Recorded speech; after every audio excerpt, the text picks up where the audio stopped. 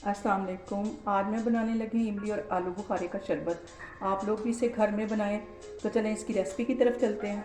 इमली आलू बुखारे का शरबत बनाने के लिए मैंने 15 से 20 ये आलू बुखारे ले लिए और आधी प्याली के करीब ये मैंने इमली ले ली है। तो इनको 5-6 घंटे पहले भिगो के रखना है। ये मैंने आपको दिखाने के लिए रखी हुई थी और ये मैंने भिगो के तकरीबन 6 घंटे पहले 3-4 कप पानी के डाल के तो इसको भिगो के इसमें मैंने रख दिया था। तो आगे मैं अब आपको दिखाती हूँ। अब ये 5-6 घंटे भीगे हुए हैं तो इसकी आराम से ये गुठलियाँ निकल जाएंगी। तो ये मैं हाथों की मदद से ये सारी गुठलियाँ इसमें से निकाल दूँगी और ये आराम से निकलती जाएंगी। तो सारी गुठलियाँ निकाल के तो फिर मैं आगे आपको दिखाती हूँ। यहाँ पे मैंने ये गुठलियाँ इसमें से अलग कर ली हैं और इमली और आलू बुखारे का पल्प एक साइड पे हो गया। तो अब आगे मैं आपको दिखाती हूँ। ये सारा ही पल्प मैं इस ग्राइंडर में डाल दूँगी और इसको अच्छी तरह ग्राइंड कर लूँगी।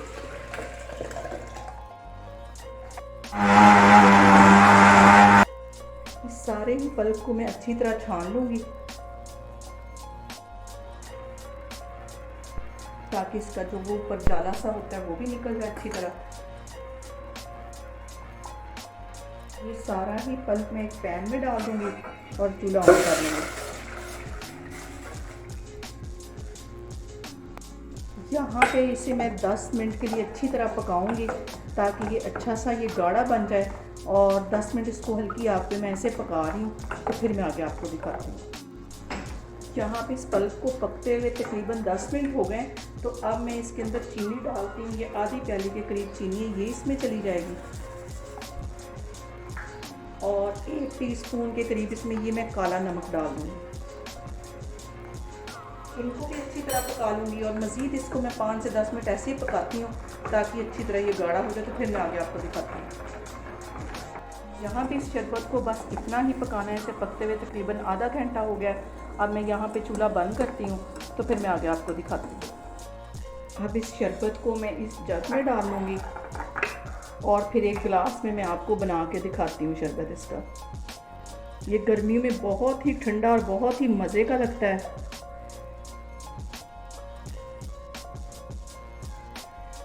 यहाँ पे मैं इस शरबत को बनाती हूँ। ये पुदीने के 2-3 पत्ते डाल दूँगी मैं और ये थोड़े से आइस क्यूब्स डाल दूँगी।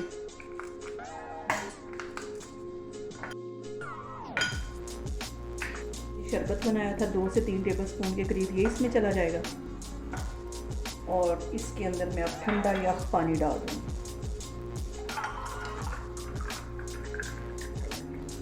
एक 2 आइस क्यूब्स और डालती हूँ मैं। एक दफ़ा इसको मैं अच्छे से ऐसे हिला लेती हूँ ताकि ये अच्छी तरह मिक्स हो जाए। आप लोग भी रमज़ान में इसको लाजमी अपने घरों में ट्राई करें। इंशाल्लाह ताला मैं एक और रेसिपी के साथ आपके सामने आऊँगी। अल्लाह हाफिज़।